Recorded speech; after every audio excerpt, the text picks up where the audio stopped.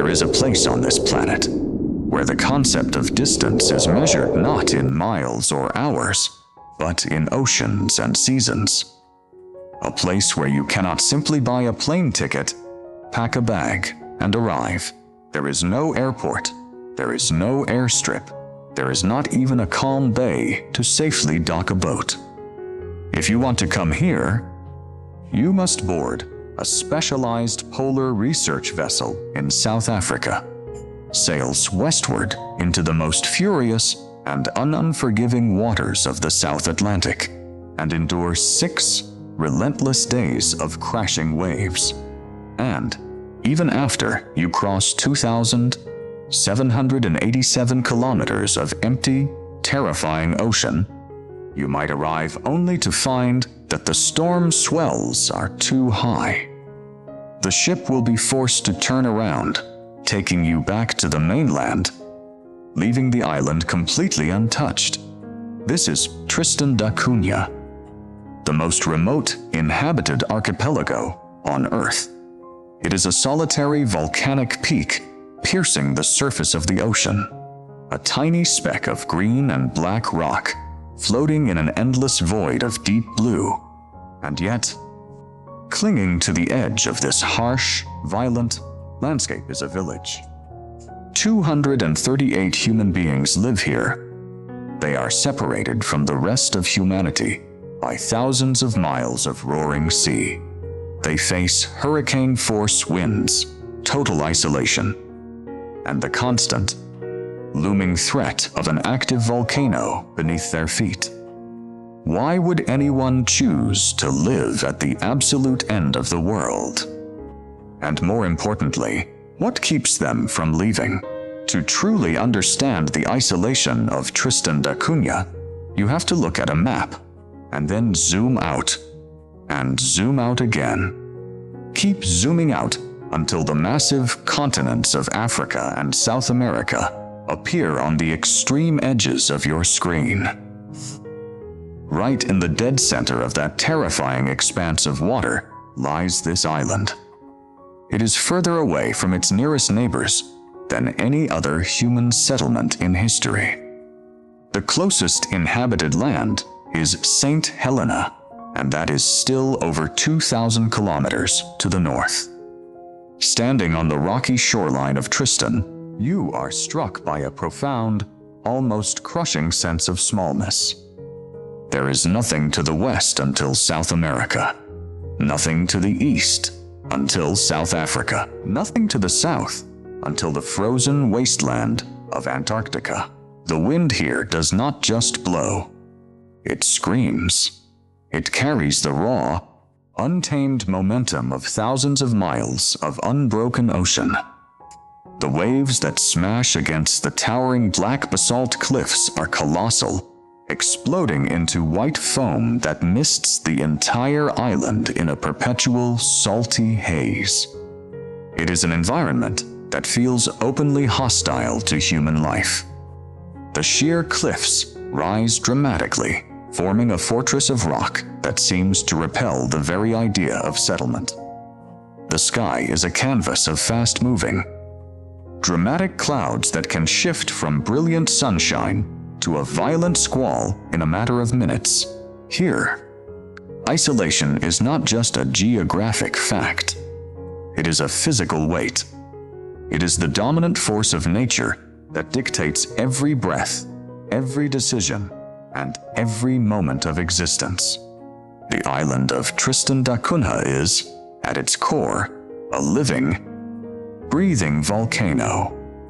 Queen Mary's Peak, the colossal mountain that forms the center of the island, rises 2,060 meters, straight up from the churning sea.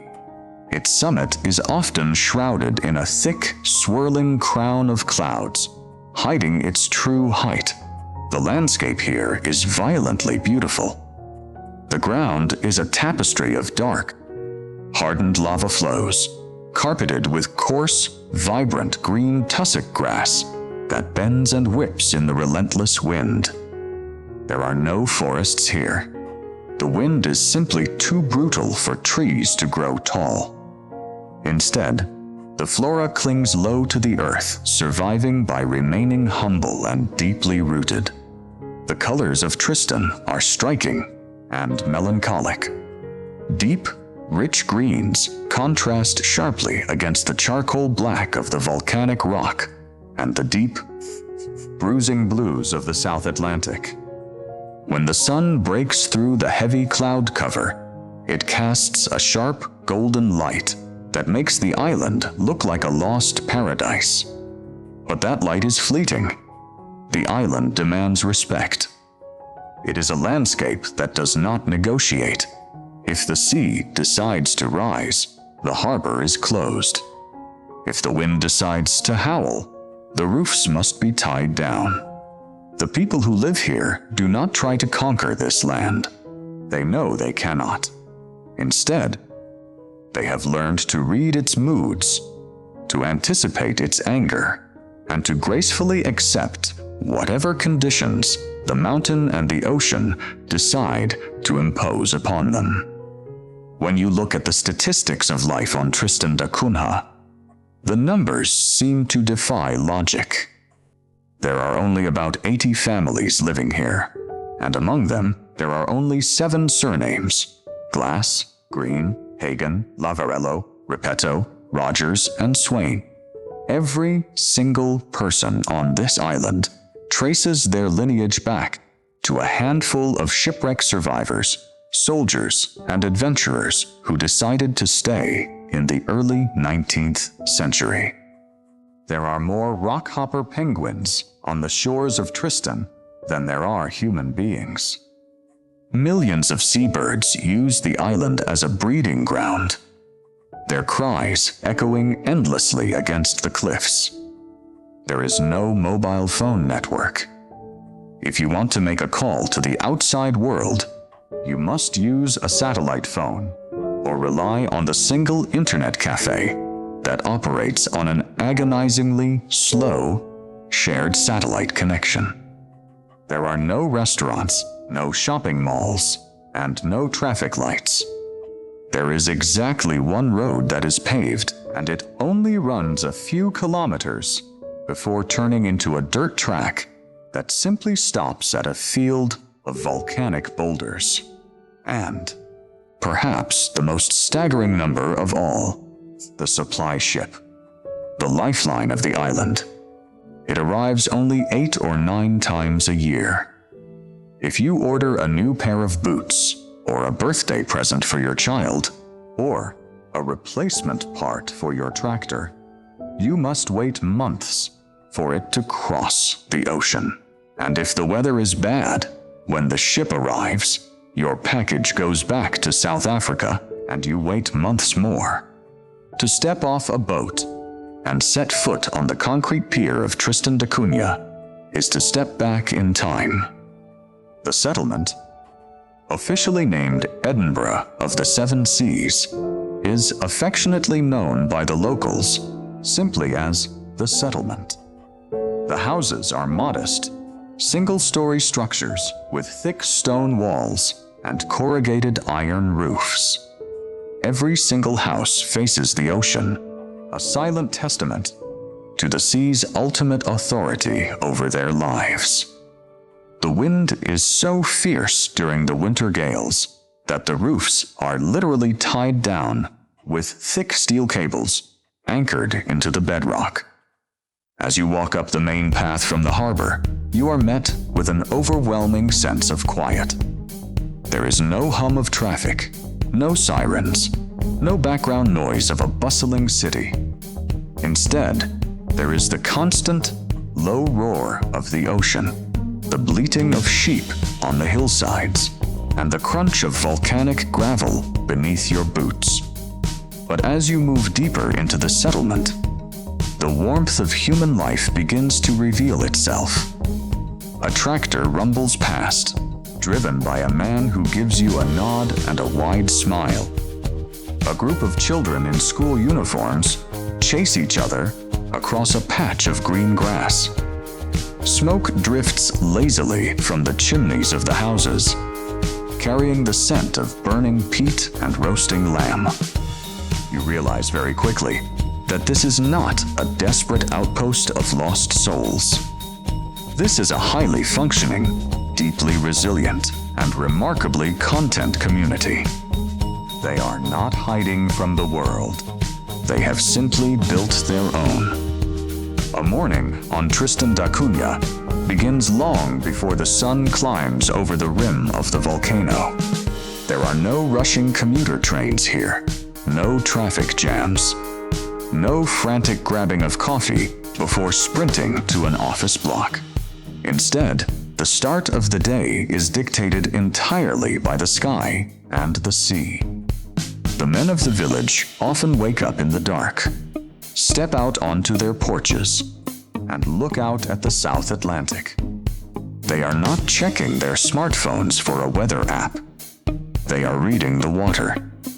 They are looking at the swell, feeling the direction of the wind, and deciding if the ocean will allow them to fish today. If the sea is calm, a rare and precious occurrence, the settlement springs into immediate action. The loud metallic ringing of a gong echoes through the village. It is a primitive but highly effective alarm system, signaling to every able-bodied man and woman that it is a fishing day. The entire community rallies. Within minutes, small, sturdy fishing boats are launched from the harbor, heading out to set traps for the island's most valuable resource, the Tristan rock lobster. If the sea is too rough, the gong remains silent. The day shifts to the land. The morning ritual then becomes tending to the livestock, repairing the stone walls that protect the potato patches from the wind, and the quiet, steady rhythm of island maintenance. Life here is not lived by the clock on the wall. It is lived by the unpredictable heartbeat of the ocean. Food on Tristan da Cunha is not something you simply purchase. It is something you earn from the earth and the sea. There is a small supermarket on the island, heavily subsidized and stocked entirely by the supply ship that arrives from Cape Town. You can buy canned beans, frozen chicken, and perhaps a bruised apple if the ship has recently docked. But relying solely on imported food is a dangerous game when a winter storm can delay the ship for months. Therefore, the true sustenance of the island comes from their own hands. Every family is allocated a plot of land at the Patches, a fertile expanse of volcanic soil located about 3 kilometers from the settlement. Here, they grow the staple crop that has kept this community alive for generations: the potato. The Tristan potato is more than just food. It is a cultural cornerstone. Protein comes largely from the ocean and the hills. Fish is abundant and caught fresh almost daily. Mutton is a prized meat, harvested from the sheep that roam freely on the steep, grassy slopes. Every family has sheep, but to prevent overgrazing on this fragile ecosystem, there is a strict, community-enforced quota on exactly how many animals each household is allowed to keep. Eating here is an act of supreme self-reliance. You know exactly where your food comes from, because you planted it, you caught it, or you raised it.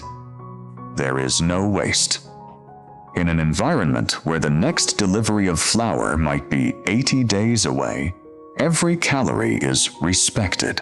In a modern city, your job title defines you. You are an accountant, a mechanic, or a teacher. On Tristan da Cunha, specialization is a luxury they cannot afford. Because the population is so staggeringly small, every individual must wear 5 or 6 different hats to keep the society functioning. The man who drives the village tractor in the morning might be the plumber in the afternoon, the emergency rescue boat operator in the evening, and the local butcher on the weekend. The primary economy of the island revolves entirely around the Tristan rock lobster. The island boasts a small, highly efficient processing factory where the lobsters are cleaned, flash frozen, and boxed for export to luxury markets in Japan and the United States. When a fishing day is declared, almost everyone in the village, regardless of their primary job, goes to the factory to help process the catch. The income generated from this single export sustains the entire island's economy, funding the school, the hospital, and the diesel for the generators. But work here is fundamentally different from capitalist societies. Land is communally owned. You cannot buy or sell real estate on Tristan. The concept of extreme wealth inequality does not exist because the harsh environment enforces a mandatory, unyielding socialism of survival. If a neighbor's roof is blown off in a storm, you do not wait for an insurance adjuster. The entire village shows up with hammers and nails. You work not just for your own paycheck, but to ensure that the island, as a whole, lives to see another year. Growing up on Tristan da Cunha is a childhood unlike any other in the 21st century. There are usually no more than 30 children on the entire island. They all attend St. Mary's School, a modest, brightly painted building where the very young and the teenagers learn side by side. Their playground is not a concrete park surrounded by traffic. It is the wild, untamed expanse of a volcanic mountain. They learn to walk on jagged lava rocks before they learn to ride a bicycle. They know the names of the local seabirds. They understand how to read the changing tide. And they are intimately aware of the dangers of the cliffs. There are no shopping malls for teenagers to hang out in. There are no cinemas. But there is a profound, enviable freedom. Because crime is virtually non-existent, children roam the island with absolute autonomy. Every adult in the village knows every child by name. It is the ultimate realization of the proverb that it takes a village to raise a child. Yet, as these children grow older, a heavy realization begins to set in. To pursue higher education, or to experience the wider world, they must board the ship and leave for South Africa or the United Kingdom. When they look out at the endless horizon, they are looking at a choice they will eventually have to make. Remain in the ultimate safety of the only home they have ever known, or step into a chaotic, overwhelming world that lies thousands of miles beyond the waves. When you are a tiny speck in the middle of the ocean, basic survival requires extraordinary feats of engineering. The most crucial piece of infrastructure on Tristan da Cunha is not a bridge or a skyscraper. It is the harbor. Calshot Harbor is a tiny, concrete basin carved violently out of the dark volcanic rock. It is the only place on the entire island where a small boat can safely transition from the furious ocean to the land. But here is the catch. The harbor is too shallow and too exposed for the large supply ships to actually dock. When the ship arrives from Cape Town, after its 6-day voyage, it must drop anchor far out in the deep, rolling ocean. What follows is a terrifying, high-stakes ballet of logistics.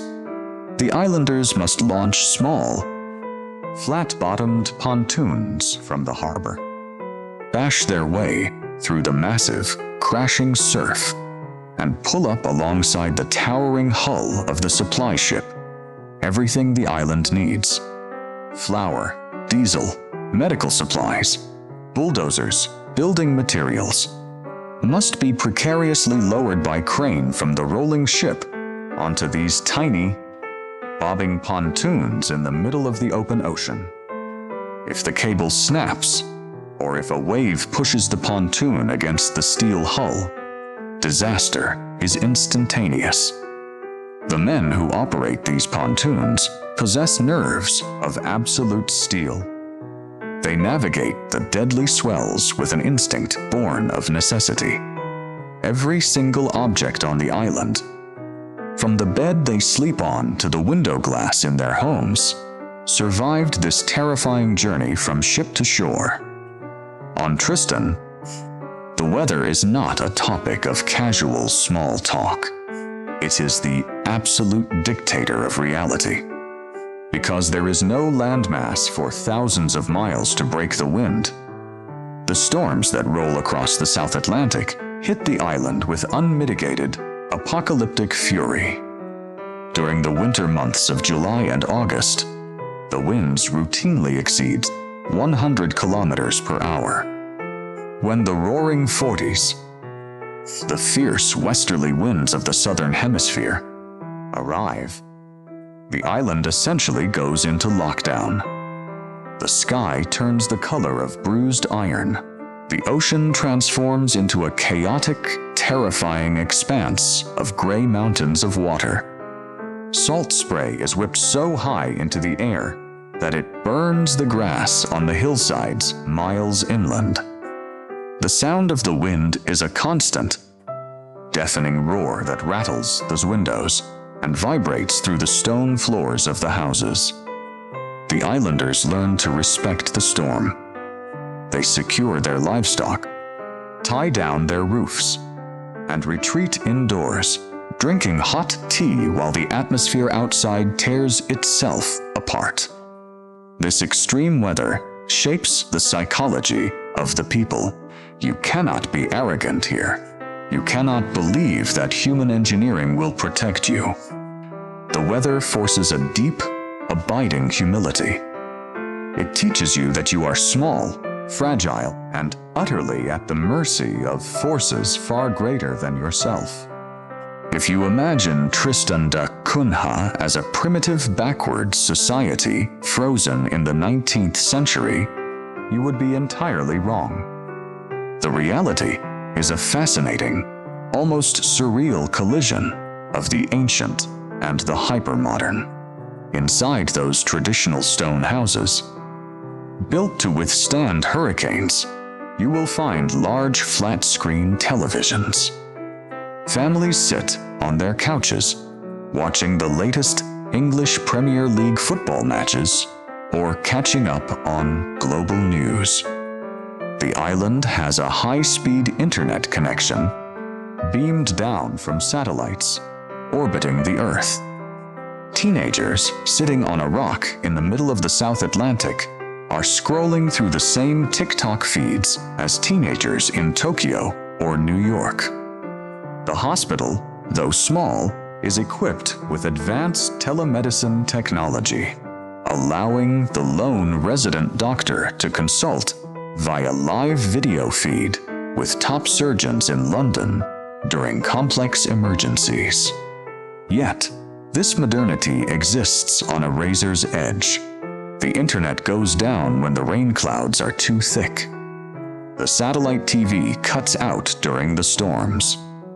The diesel generators that power the entire island must be carefully managed, or the whole settlement plunges into absolute darkness.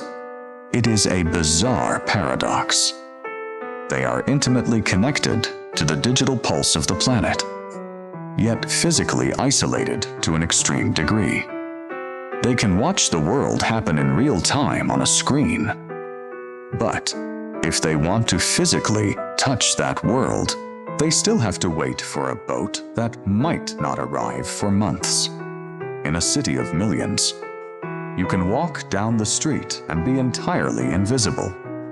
You can live in an apartment building for years and never learn your neighbor's name. On Tristan da Cunha, anonymity is impossible.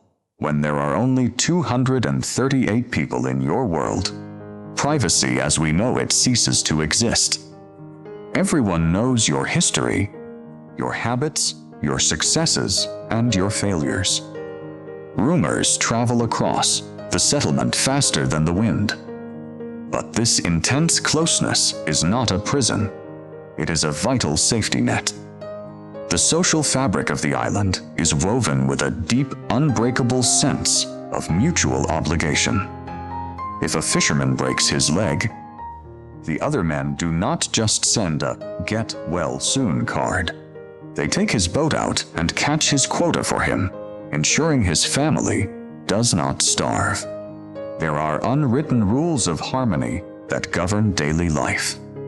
You do not hold grudges, because you will inevitably need the person you are angry with to help pull your boat out of the water tomorrow. Forgiveness is not just a moral virtue here.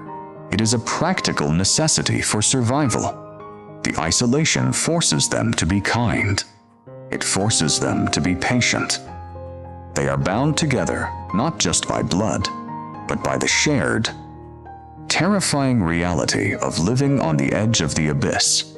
Despite the stunning beauty and the tight-knit community, life here is a constant, grinding struggle against entropy. Everything on Tristan da Cunha rusts. Everything breaks down. The salt-laden air is highly corrosive, eating away at the metal of tractors, the hinges of doors, and the roofs of houses. Because replacement parts are always months away, the islanders have become masters of improvisation. A broken engine is not thrown away. It is disassembled, studied, and patched back together using pieces of scrap metal and sheer ingenuity. The men here possess an incredible mechanical intelligence. Born out of the desperation of having no other options, medical emergencies are the most terrifying struggle. The small hospital can handle broken bones, minor surgeries, and childbirth. But for serious conditions, a heart attack, a stroke, or complicated cancer treatments, the island is simply unequipped. When a critical medical evacuation is required, the reality of their isolations becomes brutally clear. There is no helicopter coming. They must radio passing cargo ships or fishing vessels out in the deep ocean, pleading for them to divert their course, pick up the patient, and make a multi-day dash to a hospital in South Africa. It is a terrifying race against the clock, and it is a stark reminder that living at the end of the world means you are always living on borrowed time. As the sun begins its descent towards the western horizon, painting the sky in violent streaks of purple and fiery orange, the rhythm of the settlement slows down. The tractors are parked. The fishing boats are secured tightly on the harbor ramp. The diesel generators hum a steady, rhythmic vibration that acts as the heartbeat of the village. The evening routine on Tristan is quiet and intensely domestic. Families gather in their kitchens, peeling the potatoes they grew themselves, preparing dinner while the wind begins to howl against the window panes. The Albatross Bar, the only pub on the entire island, opens its doors. It is a small, cozy room where the men gather to drink imported South African beer, play darts, and discuss the only things that truly matter: the weather forecast, the potato crop, and when the next ship is due. Outside, the darkness falls like a heavy curtain. Because there is minimal light pollution, the night sky over the South Atlantic is a breathtaking, overwhelming canopy of stars. The Milky Way stretches across the blackness with blinding clarity. Standing outside in the dark, listening to the roar of the ocean, and looking up at the infinite universe, the islanders are reminded of their place in the cosmos. They are incredibly small. They are totally alone. But inside their stone houses, With the fire burning and the family gathered, they are exactly where they are meant to be. If you ask an islander what they are most proud of, they will not point to their modern hospital equipment or their high-speed internet. They will point to a date in history. 1961, in October of that year, the unimaginable happened. The ground began to shake with terrifying violence. A massive fissure opened up right next to the settlement. The volcano, which had been dormant for centuries, had awakened. Lava began to pour from the earth, threatening to swallow the entire village. The entire population was forced to evacuate immediately. They boarded passing ships with only the clothes on their backs, watching as their homes disappeared behind a curtain of volcanic smoke. They were transported to England, to the bustling concrete landscape of modern Britain. The British government assumed that this was the end of Tristan da Cunha. They offered the refugees new homes, modern jobs, and a comfortable, safe life in the suburbs. But the government drastically underestimated the spirit of these people. They hated the noise. They hated the crime. They hated the feeling of being just another face in the crowd. 2 years later, when scientists declared the island safe, the British government held a vote. Expecting the islanders to stay in England, almost every single person voted to return.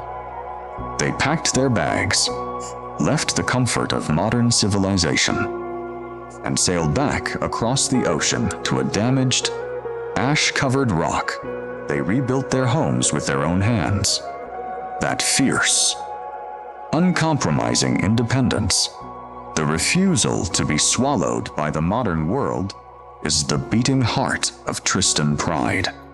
When documentaries and journalists from the outside world talk about Tristan da Cunha, they usually use words like lonely, desolate, or trapped.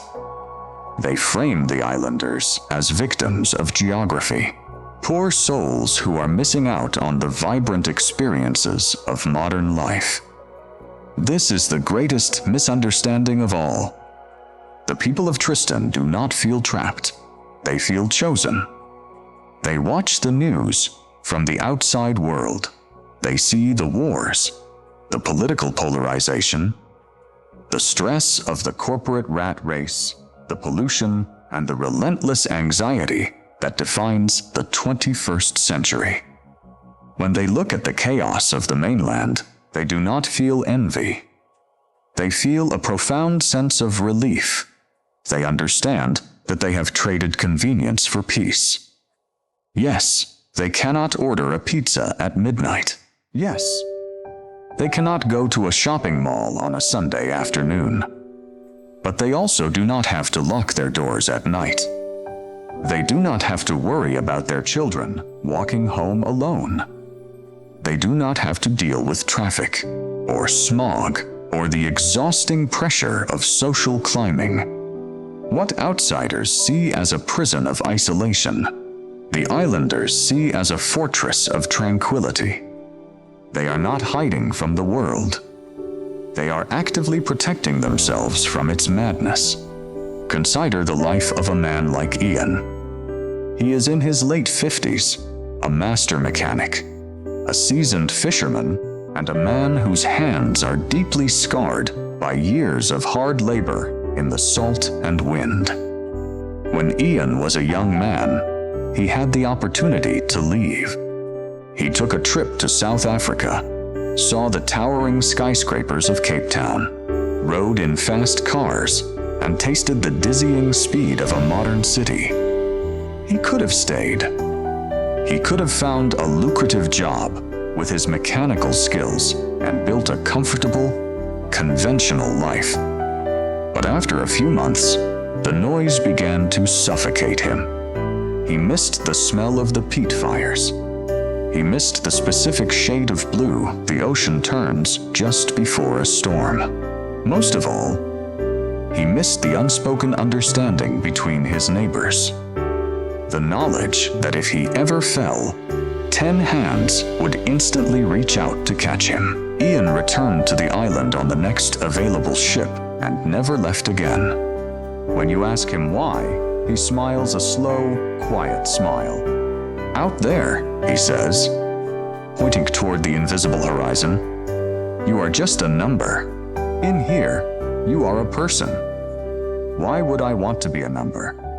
His story is not unique. It is the silent anthem of the men and women who look at the vast, terrifying ocean that surrounds them and see not a barrier, but a protective wall.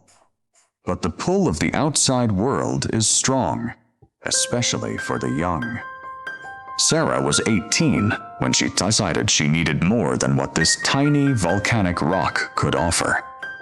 She boarded the supply ship, her heart pounding with a mix of terror and exhilarating freedom. She moved to the United Kingdom, went to university, got a degree, and found a job in a busy corporate office. For 5 years, she lived the life she had always dreamed of. She went to concerts, traveled across Europe, and experienced the frantic, intoxicating rush of city living. But slowly, an invisible gravity began to pull at her soul. She found herself standing on crowded train platforms, surrounded by hundreds of people, feeling more utterly alone than she ever had. Standing on the empty cliffs of Tristan, she realized that the convenience of the city was a poor substitute for the deep, blood-deep connection of the island. So, she packed her bags, gave up her corporate salary, and took the long, agonizing boat ride back home. Returning was not an admission of defeat. It was a realization of her true identity. Today, she uses the skills she learned abroad to help manage the island's conservation efforts. She is the bridge between the old ways and the new world, living proof that you can explore the universe, but still realize that the center of it is exactly where you started. Yet, for all its resilience, Tristan da Cunha is slowly, inevitably changing. There is a shadow creeping across the island, and it is not cast by the clouds. It is the shadow of globalization.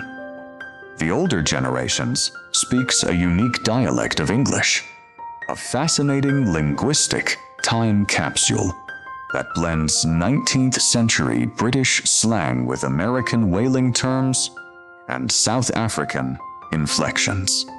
But the younger generation, raised on YouTube and Netflix, is slowly losing that distinct accent. They speak like teenagers from London or Los Angeles. The traditional skills are also fading. The intricate art of spinning local sheep's wool into thick, waterproof garments is practiced by fewer and fewer women. The deep, encyclopedic knowledge of the island's weather patterns, once crucial for survival, is being replaced by satellite weather apps on smartphones. This is the great tragedy of modernization. When a culture is forced to fight for its survival against the elements, it remains sharp and distinct. But when convenience arrives, even in small doses, it acts like a slow erosion. The older islanders watch this happen with a quiet, resigned sadness. They know they cannot stop the tide of the future from washing over their shores, but they grieve for the unique, rugged identity that is slowly slipping into the sea. For the teenagers currently sitting in the classrooms of St. Mary's School, the future is a heavy, complicated question. They are the most connected generation in the island's history. Through their screens, they see a world of infinite possibilities. Careers in tech, vibrant art scenes, global travel. The internet has shrunk the psychological distance between Tristan and the mainland, making the outside world seem less terrifying and more enticing. They face a heartbreaking dilemma. If they stay, they must accept a life of limited choices. They will likely work in the lobster factory or for the local government. They will marry someone they have known since kindergarten. They will live a safe, quiet, but deeply restricted life. If they leave, they gain the world, but they lose their foundation. They lose the safety net of a community that loves them unconditionally. They lose the profound, spiritual connection to the land that their ancestors fought so hard to tame. It is a tension that pulls families apart. Parents want their children to have opportunities, but they also desperately want them to stay, knowing that if too many young people leave, the fragile demographic balance of the island will collapse, and the community will slowly die out. To see the true spirit of Tristan, you must be here for Ratting Day. It is a bizarre, uniquely Tristanian festival that perfectly encapsulates their culture. Decades ago, rats arrived on the island via shipwrecks and became a severe threat to the potato crops and local bird populations. In response, the islanders turned extermination into a communal holiday. Once a year, the entire village, men, women, and children, heads out to the patches with their dogs. It is a day of chaotic, joyful cooperation. They hunt rats, yes, but the actual hunting is secondary. The true purpose of the day is the massive communal feast that follows. They roast lamb over open fires. They share homemade beer. Guitars and accordions are brought out, and they sing old sea shanties that have been passed down for generations. The air is filled with laughter, the smell of wood smoke, and a fierce, undeniable joy. This is the cultural heartbeat of the island. It is the ability to take a difficult, unpleasant task of survival and turn it into a celebration of togetherness. In these moments, surrounded by the vast, empty ocean, they are not just surviving. They are living with a vibrance and an intensity that most people in the modern world will never know. There is a specific time of day on Tristan da Cunha when the sheer gravity of where you are finally catches up with you. It usually happens just after dawn, before the settlement fully awakens, when the wind momentarily drops. You walk out past the last house, past the potato patches, until you reach the edge of the dark volcanic cliffs. You stand there, looking out over the water. In that moment of stillness, the silence is not empty. It is overwhelmingly heavy. It is the silence of an ocean that stretches uninterrupted for thousands of miles. There is no contrail of an airplane in the sky. There is no distant hum of a highway. There is absolutely no evidence that the rest of humanity even exists. It is a feeling that can induce panic in someone from the city. The realization of your own utter insignificance is terrifying. But if you stand there long enough, the panic fades, replaced by a profound, almost spiritual peace. You are unplugged from the frantic, buzzing anxiety of the modern world. You are just a fragile, temporary creature standing on a rock, watching the eternal movement of the sea. What does extreme isolation teach a human being? If you ask the people of Tristan, they will tell you it teaches you the difference between what you want and what you need. In the modern world, we are constantly bombarded with the message that we need more to be happy. More clothes, a faster car, a bigger house, instant access to every desire. Isolation strips all of that away. It forces you to realize that you do not need next-day delivery to feel fulfilled. You do not need 100 different restaurants to choose from. When you live in a place where resources are strictly finite, you learn to deeply value what you have: a warm fire, a roof that doesn't leak, a good meal shared with people who care about you. These cease to be basic commodities. They become profound blessings. The isolation also teaches you patience. You cannot rush the ocean. You cannot bribe a storm to pass quickly. You learn to surrender control to nature, and in that surrender, there is a massive release of stress. You stop fighting the current and learn to float. So, why do they stay?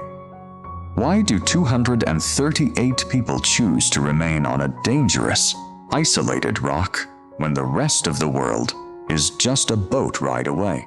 They do not stay because they are trapped. They do not stay because they are afraid of the modern world. They stay because they possess something that the rest of us have lost in our pursuit of progress. They have absolute belonging.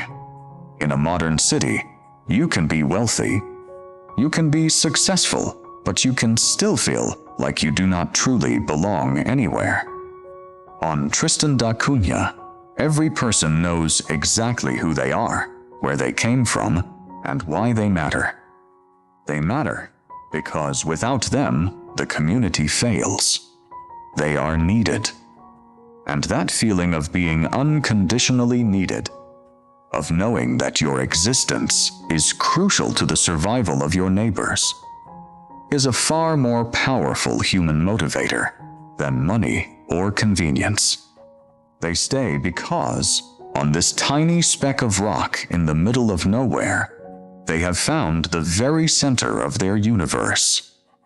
But make no mistake, the life they have chosen demands a heavy toll. Romanticizing their existence ignores the brutal reality of the sacrifices they make every day. The price of living here is paid in distance. It is paid in the heartbreaking reality that if your child moves to England for university, you might not see them again for years. It is paid in the anxiety of knowing that a medical emergency could turn fatal, simply because the hospital is a week away by boat. It is paid in the physical toll the harsh environment takes on their bodies. The relentless wind, the heavy lifting, the damp cold of winter. It ages a person quickly. You see it in the deep lines on the faces of the fishermen, in the calloused hands of the women who work the fields. They do not complain about this price. They accept it as the cost of admission to their paradise. But it is a cost that they are deeply, quietly aware of every single day. How does the most isolated community on Earth view the rest of humanity? With a mixture of curiosity, bemusement, and a healthy dose of skepticism. When tourists occasionally arrive, usually wealthy adventure travelers on expensive expedition ships, the islanders treat them with polite, genuine hospitality. They sell them handmade wool garments and lobster. They show them the potato patches, and they answer their endless questions. But there is a subtle, unspoken boundary. The islanders know that the tourists are just visitors to the zoo. The tourists come to take photos of the quaint, isolated people, and then retreat to their luxury cabins. The islanders do not resent this, but they do not buy into it either. They look at the global news, the political chaos, the environmental destruction, the endless greed, and they feel vindicated in their isolation. They are fiercely protective of their borders. You cannot simply move to Tristan da Cunha. Immigration is strictly controlled by the community itself. They know that if they open their doors too wide, the modern world will rush in and destroy the delicate balance they have maintained for 2 centuries. What does the future hold for Edinburgh of the 7 seas? The islanders are not naive. They know the challenges ahead are monumental. Climate change is altering the ocean currents and the weather patterns they have relied on for generations. The storms are getting fiercer. The coastal erosion more aggressive. The younger generation's desire to see the world threatens the population numbers. But if history has proven anything, it is that the people of Tristan da Cunha are masters of survival. They survived the total isolation of the 19th century. They survived the devastating volcanic eruption of the 1960s. They survived the transition into the digital age. Their hope for tomorrow is not built on complex political strategies or economic forecasts. It is built on the stubborn, unyielding resilience of their own character. They believe that as long as there is fish in the sea, potatoes in the ground, and a willingness to help their neighbor, the island will endure. As we look at this tiny community clinging to the edge of the world, we are forced to ask ourselves a difficult question. We have built cities of glass and steel. We have conquered the skies and connected the globe with invisible webs of data. We have created a world of absolute convenience. Yet, rates of anxiety, depression, and profound loneliness are higher than ever before. Have we, in our relentless drive to insulate ourselves from the hardships of nature, accidentally insulated ourselves from the very things that make us human? Tristan da Cunha is not a perfect utopia. It is a harsh, difficult, and sometimes deeply sorrowful place.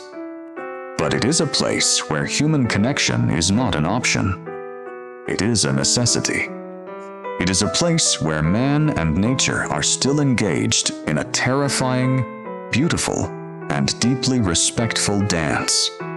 The wind begins to pick up again, whistling through the tough green grass of the volcanic slopes. Down at the harbor, the metal chains of the crane clink softly against the concrete. The sea is turning from a deep blue to a bruised violet gray as a new storm approaches from the west. In a small stone house facing the ocean, a light clicks on, a single, warm, golden square of illumination cutting through the gathering darkness. Smoke rises from the chimney, snatched away instantly by the gale. Inside, they are safe. They are together. And tomorrow, no matter what the ocean brings, they will wake up in the dark, step out onto the porch, and begin again. On the edge of the world, life goes on.